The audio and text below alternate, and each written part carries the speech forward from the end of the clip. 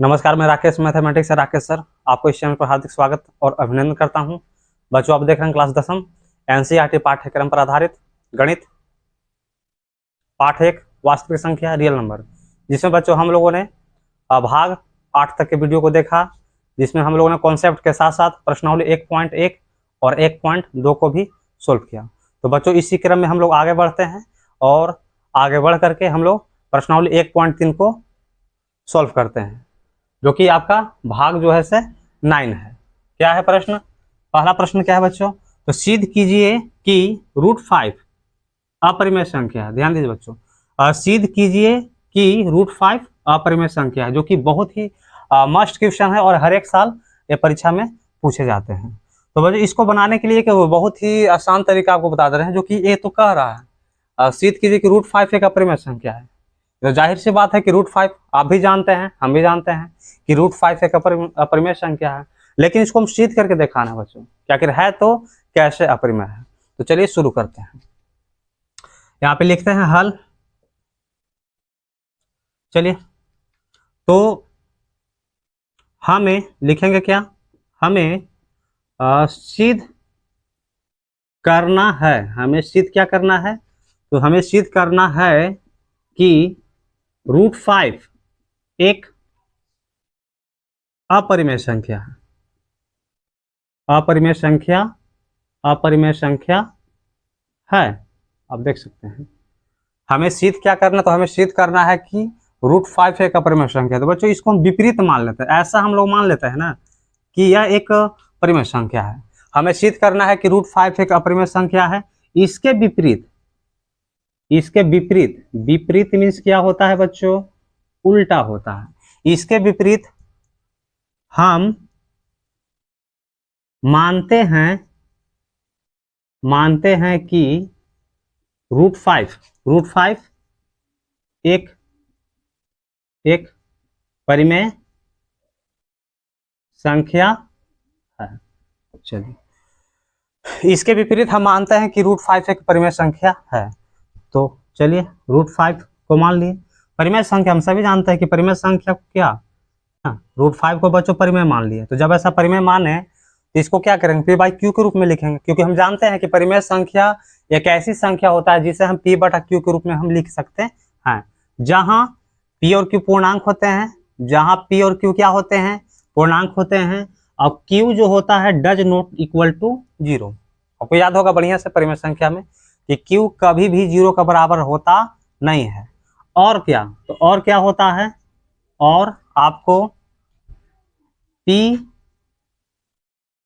और Q सह अभाज्य है। सह अभाज्य है। P और Q क्या होता है? तो सह अभाज्य होता है। सह अभाज्य होता है।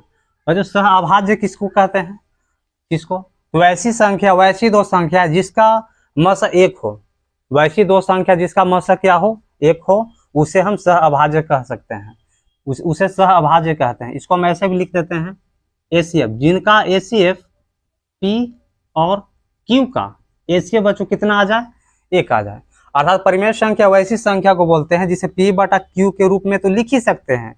P/Q को P/Q के रूप में लिखा जाए और Q 0 के बराबर नहीं होता है, और P और Q सह अभाज्य, अर्थात P और Q का HCF कितना? तो 1 होना चाहिए।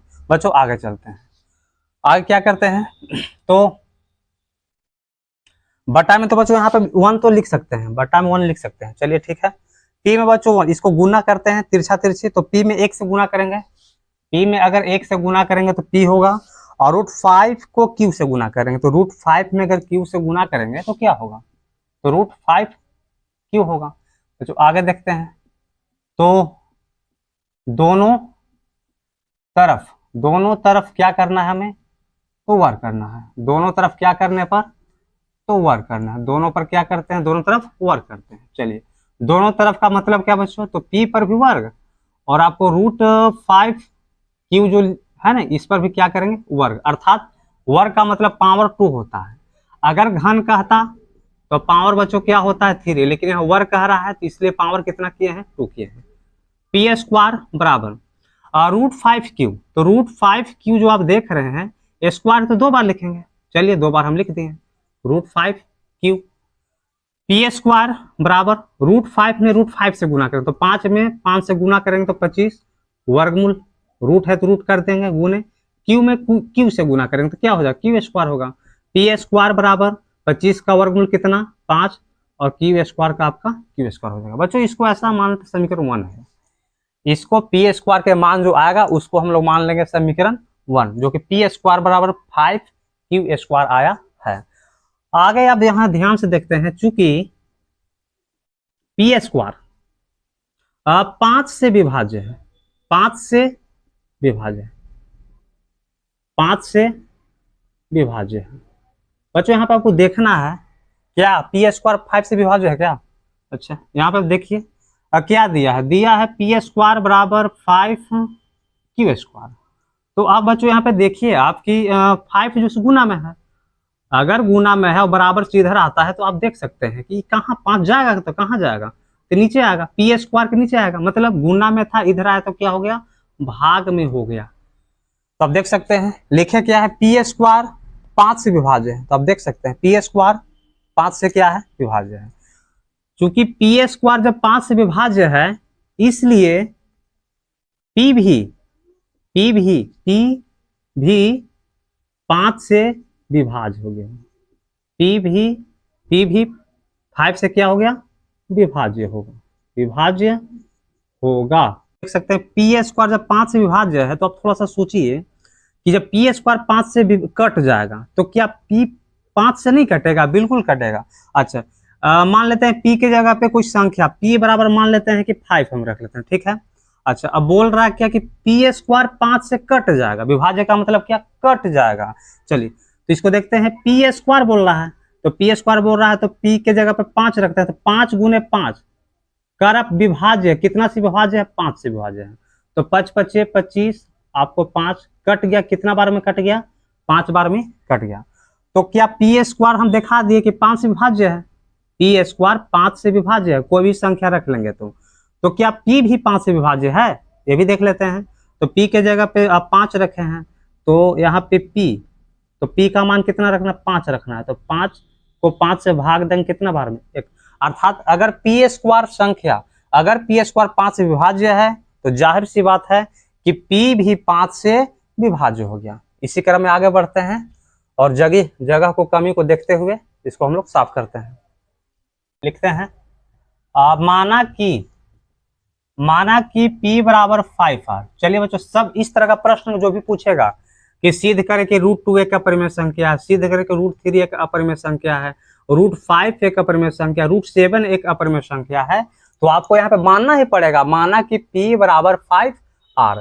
और ये प्रश्न तो आता ही आता है परीक्षा में, न आने का तो सवाल ही नहीं है, ये पक्का आएगा, कोई एक आएगा पक्का आएगा। चलिए आगे चलते हैं। तो इसी तरह का कॉन्सेप्ट आपको यहाँ पे यूज करना है।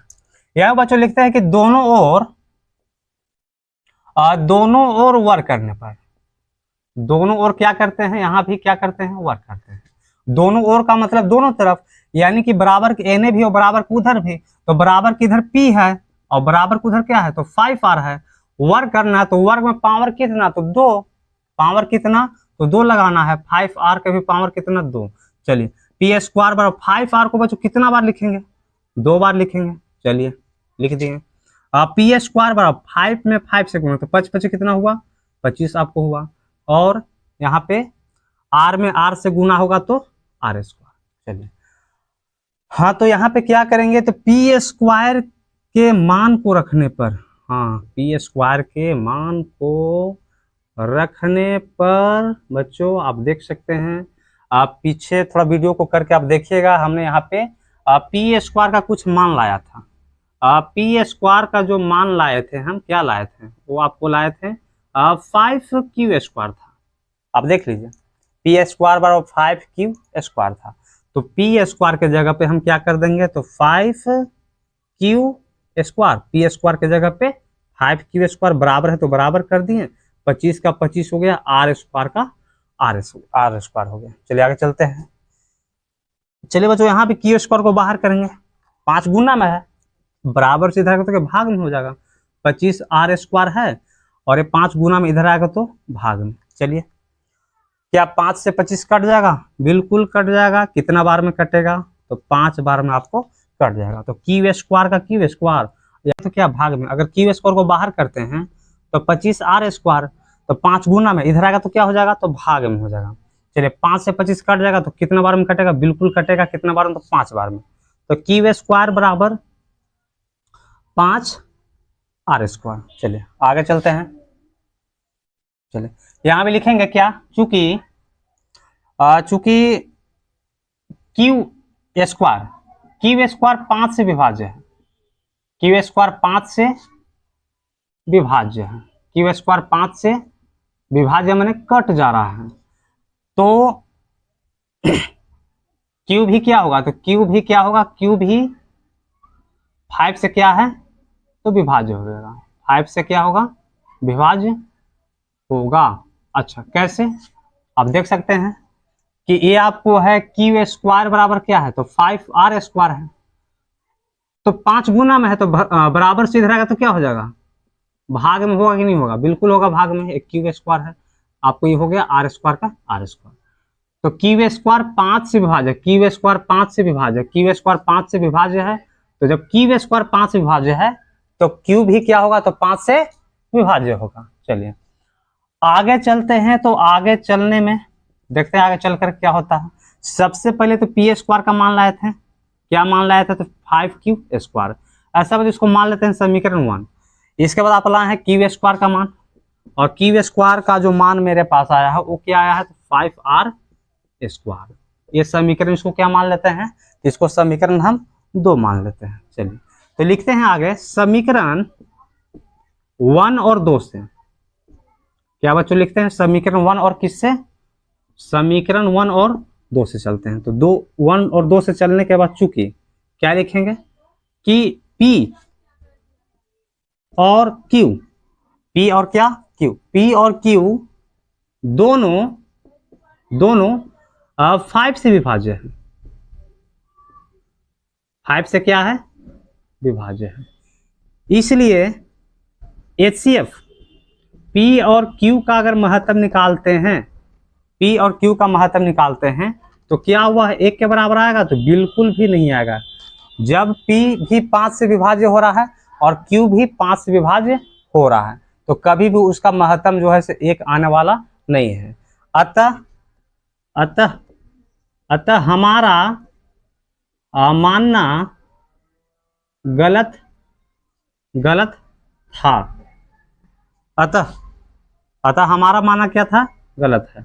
क्यों गलत था? क्योंकि √5 एक अपरिमेय संख्या है। चलिए बच्चों, ये आपका प्रश्नावली 1.3 का प्रश्न संख्या सफलता के बाद हम लोग प्रश्न संख्या 2 की ओर चलते हैं। प्रश्न 2 क्या कह रहा है? तो सिद्ध कीजिए कि 3 + 2 √5 एक अपरिमेय संख्या है। चलिए बनाते हैं, उसी प्रकार से बनाते हैं उसी प्रकार से। तो लिखेंगे हमें सिद्ध करना है कि क्या सिद्ध करना है? तो सिद्ध करना कि 3 + 2 √5 एक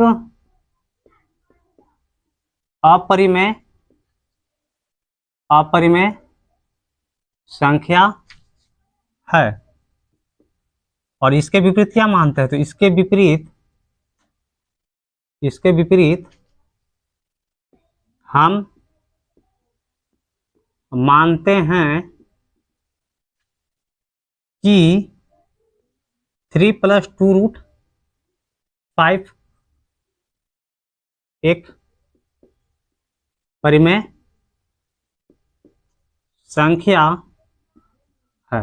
चलिए, तो हमको सिद्ध करके लाना है कि 3 + 2 √5 एक अपरिमेय संख्या है, और इसके विपरीत हम क्या मान लें कि 3 + 2 √5 एक परिमेय संख्या है। तो जब ऐसा माने हैं तब इसको हम ऐसे लिख सकते हैं। तो 3 + 2 √5 इसको मान लें क्या परिमेय है। तो जब परिमेय माने ही है तो इसको और लिख सकते हैं P/Q, क्योंकि हम जानते हैं कि परिमेय संख्या उसे कहते हैं जिसे P/Q के रूप में हम उसे लिख सके जहां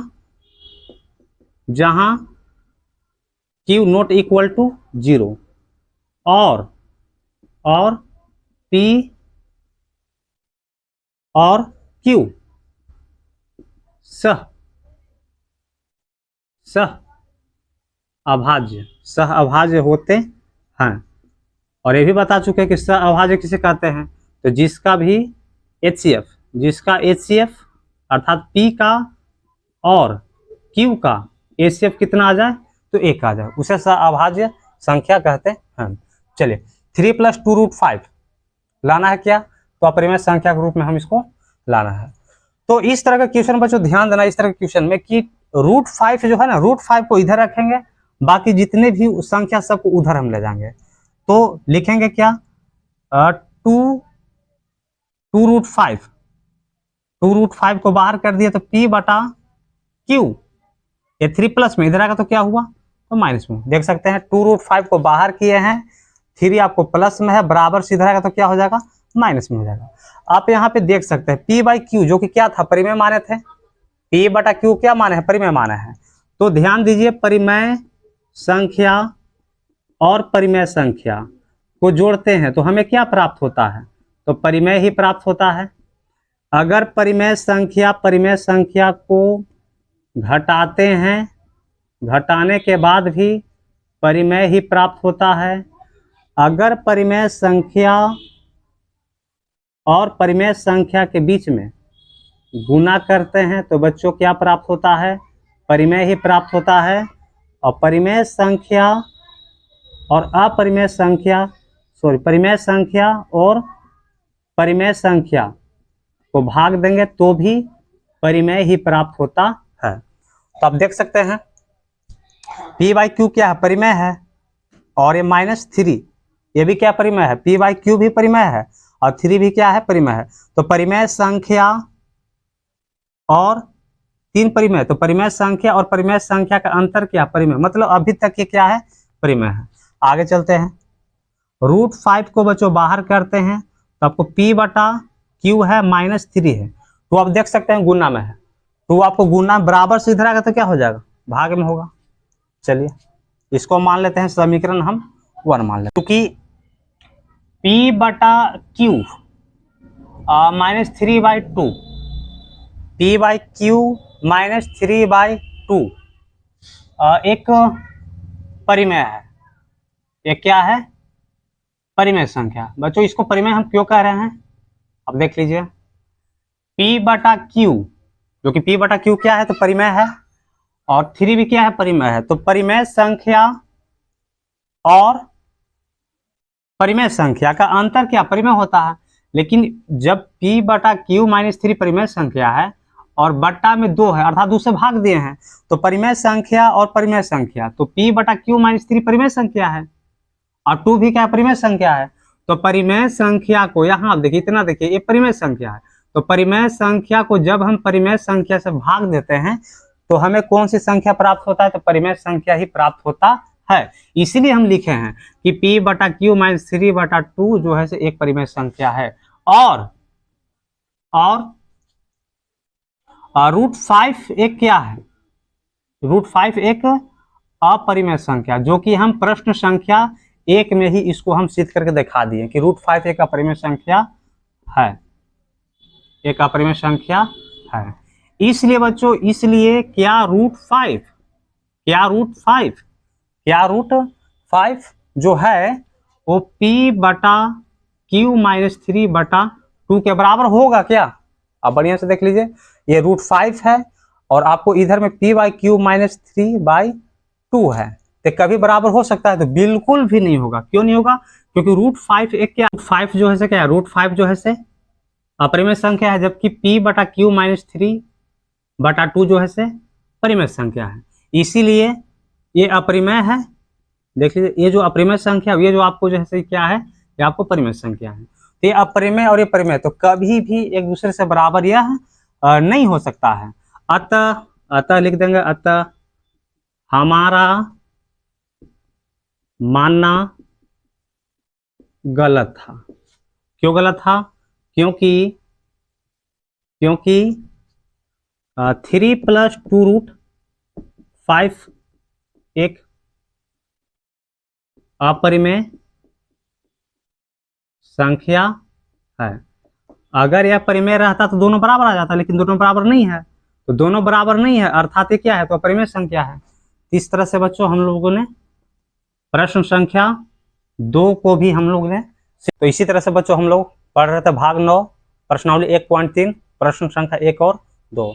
और मुझे ऐसा विश्वास है बच्चों कि ये दोनों क्वेश्चन आप लोग को भली भांति समझ में आया होगा।